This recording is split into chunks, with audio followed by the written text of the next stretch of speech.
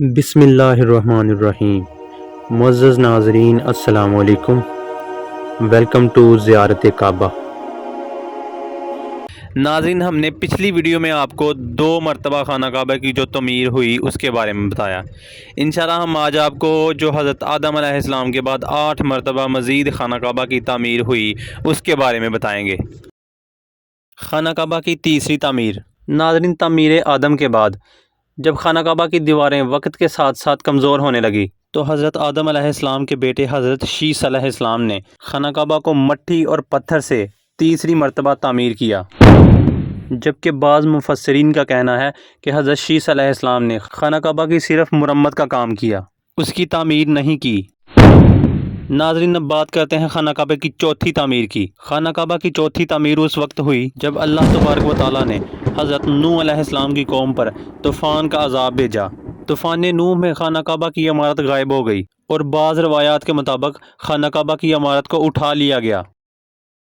اس طوفان کے بعد جب حضرت ابراہیم علیہ السلام اس دنیا میں تشریف لائے تو اللہ تبارک و تعالیٰ نے حضرت ابراہیم علیہ السلام کو خانہ کعبہ کی تعمیر کرنے کا حکم دیا۔ حضرت ابراہیم نے خانہ کعبہ کو چوتھی مرتبہ کس طرح تعمیر کیا؟ یہ واقعہ کچھ یوں ہے کہ جب اللہ تبارک و تعالیٰ کے حکم کے مطابق حضرت ابراہیم علیہ السلام نے اپنی بیوی حضرت بی بی ہاجرہ رضی اللہ تعالیٰ عنہا اور اپنے پیارے بیٹے حضرت اسماعیل علیہ السلام کو مکہ کی بنجر و ویران زمین اور پہاڑوں کے بیچ میں اکیلا چھوڑ دیا، جہاں پر کوئی انسانی آبادی کا نام و نشان بھی نہ تھا اور نہ ہی خانہ کعبہ کی عمارت تھی۔ خانہ کعبہ کی جگہ صرف ایک سرخ رنگ کا ٹیلہ تھا۔ اس وقت حضرت ابراہیم علیہ السلام نے اللہ کے حکم کے مطابق بیوی اور بچے کو چھوڑ کر مکہ کی طرف پہلا سفر کیا۔ اس کے بعد جب حضرت ابراہیم علیہ السلام دوسری بار اپنے خاندان کو ملنے کے لیے فلسطین سے مکہ آئے تو تب حضرت اسماعیل علیہ السلام کی قربانی کا واقعہ پیش آیا۔ پھر تیسری بار جب حضرت ابراہیم علیہ السلام مکہ میں تشریف لائے تو حضرت اسماعیل علیہ السلام کی شادی ہوئی اور اس وقت حضرت ہاجرہ رضی اللہ تعالیٰ عنہ کا انتقال ہو چکا تھا۔ چوتھی مرتبہ جب حضرت ابراہیم علیہ السلام مکہ میں تشریف لائے تو آپ کی ملاقات آپ کے بیٹے حضرت اسماعیل علیہ السلام سے نہ ہوئی۔ پھر پانچویں مرتبہ جب حضرت ابراہیم علیہ السلام مکہ میں تشریف لائے تو اس وقت اللہ تبارک و تعالیٰ نے حضرت ابراہیم علیہ السلام کو بیت اللہ کی تعمیر کرنے کا حکم دیا۔ حضرت ابراہیم علیہ السلام نے حضرت اسماعیل علیہ السلام سے فرمایا، میرے بیٹے، مجھے اللہ تبارک و تعالیٰ نے حکم فرمایا ہے کہ میں اس گھر کی تعمیر کروں۔ تو حضرت اسماعیل علیہ السلام نے فرمایا کہ ضرور کیجئے، میں خدمت کے لیے حاضر ہوں۔ چنانچہ ایک روایات کے مطابق خانہ کعبہ کی بنیادوں کی نشاندہی حضرت جبرائیل علیہ السلام نے کی اور اس پر حضرت ابراہیم علیہ السلام اور حضرت اسماعیل علیہ السلام نے تعمیر کا کام شروع کیا۔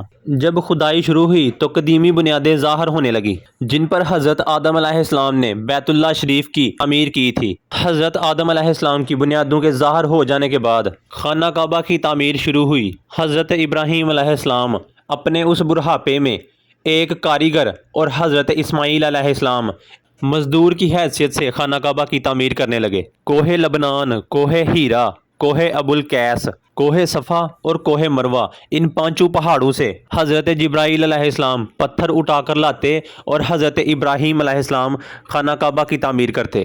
پھر حضرت جبرائیل علیہ السلام کی نشاندہی سے جبل ابو القبیس کے کنویں سے 2 پتھر ملے۔ حضرت ابراہیم علیہ السلام ان پتھروں کو اٹھا کر لائے، جن میں ایک پتھر حجر اسود تھا اور دوسرا پتھر مقام ابراہیم کے نام سے مشہور ہوا۔ ناظرین، مقام ابراہیم وہ مشہور پتھر ہے جس پر ابراہیم علیہ السلام نے کھڑے ہو کر کعبہ کی دیواریں بلند کی۔ جیسے جیسے کعبہ کی دیواریں بلند ہوتی جاتی ویسے ویسے یہ پتھر بھی ہوا میں بلند ہوتا جاتا۔ ناظرین، ہمارے پیارے نبی حضرت محمد صلی اللہ علیہ وآلہ وسلم نے ارشاد فرمایا کہ حجر اسود جب جنت سے اتارا گیا تو دودھ سے بھی زیادہ سفید تھا، پھر انسانوں کے گناہوں نے اسے سیاہ کر دیا۔ اور ایک اور روایات کے مطابق نبی پاک صلی اللہ علیہ وآلہ وسلم نے ارشاد فرمایا کہ حجر اسود اور مقام ابراہیم جنت کے یاقوتوں میں سے 2 یاقوت ہیں۔ اللہ تبارک و تعالیٰ نے ان کے نور کی روشنی کو بجھا دیا۔ اگر اللہ تبارک و تعالیٰ ان کے نور کی روشنی کو نہ بجھاتا تو یہ مشرق سے مغرب تک سب کو روشن کر دیتے۔ ناظرین، خانہ کعبہ کی 5ویں اور 6ٹھی تعمیر۔ خانہ کعبہ کو 5ویں مرتبہ قوم عمالقہ نے تعمیر کیا اور 6ٹھی مرتبہ قبیلہ جرہم نے تعمیر کیا۔ قبیلہ جرہن میں سے جس شخص نے یہ کام کیا اس کا نام حرس بن مداد اصغر تھا۔ خانہ کعبہ کی 7ویں تعمیر۔ خانہ کعبہ کی 7ویں تعمیر کرنے والے نبی آخر الزمان ہمارے پیارے نبی حضرت محمد صلی اللہ علیہ وآلہ وسلم کے پاک نسب میں سے ایک بزرگ ہیں جن کا نام حضرت قصہ بن کلاب تھا۔ انہوں نے خانہ کعبہ کی عرصر نو تعمیر کی اور ایک بے مثال پختہ عمارت تیار کروائی۔ ناظرین، خانہ کعبہ کی 8ویں تعمیر کی ضرورت اس وقت پڑی جب قبیلہ قریش کے سرداری کے دور میں ایک زبردست سیلاب آیا جس سے خانہ کعبہ کی دیواریں بے حد کمزور ہو گئی، تو متفقہ فیصلے کے تحت خانہ کعبہ کو قبیلہ قریش نے دوبارہ سے تعمیر کروایا، جس تعمیر میں نبی آخر الزمان حضرت محمد صلی اللہ علیہ وآلہ وسلم کی ذات اقدس نے بھی شرکت فرمائی۔ لیکن اس وقت سرمایہ کم ہونے کی وجہ سے قریش کی تعمیر میں حطیم کعبہ کو شامل نہیں کیا گیا تھا۔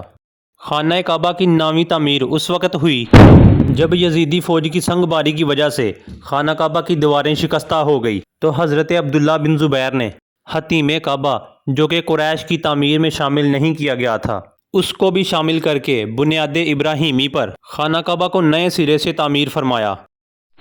خانہ کعبہ کی 10ویں تعمیر عبد الملک بن مروان کے نائب حجاج بن یوسف جو کہ ایک ظالم حکمران تھا، اس نے 74 ہجری میں پھر سے خانہ کعبہ کو قریش والی تعمیر کے مطابق بنوایا۔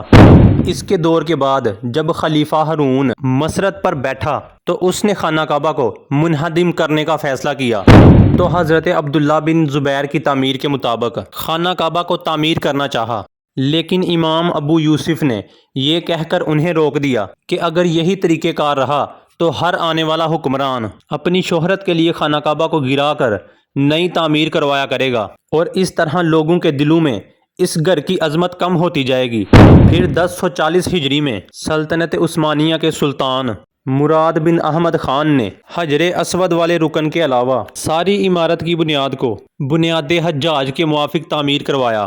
اس تعمیر کا کام 6 ماہ کے اندر مکمل ہوا۔ اس نے خانہ کعبہ کے اندر سنگ مرمر کا پتھر لگوایا اور نہایت ہی خوبصورت چھت بنوائی، اور باہر کی دیواریں سنگ خارا سے چونا میں چونی گئی، اور نہایت ہی نفیس اور ریشمی سیاہ رنگ کا پردہ خانہ کعبہ پر ڈالا گیا جس پر کلمہ طیبہ تحریر تھا اور سنہری لفظوں میں سلطان کا نام بھی لکھا ہوا تھا۔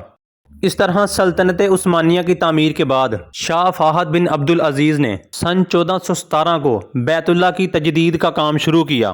لہٰذا اس طرح خانہ کعبہ کی موجودہ عمارت کم و بیش 404 سال پرانی ہے، کیونکہ یہ عمارت 1040 ہجری میں بنی اور اب 1444 ہجری ہے۔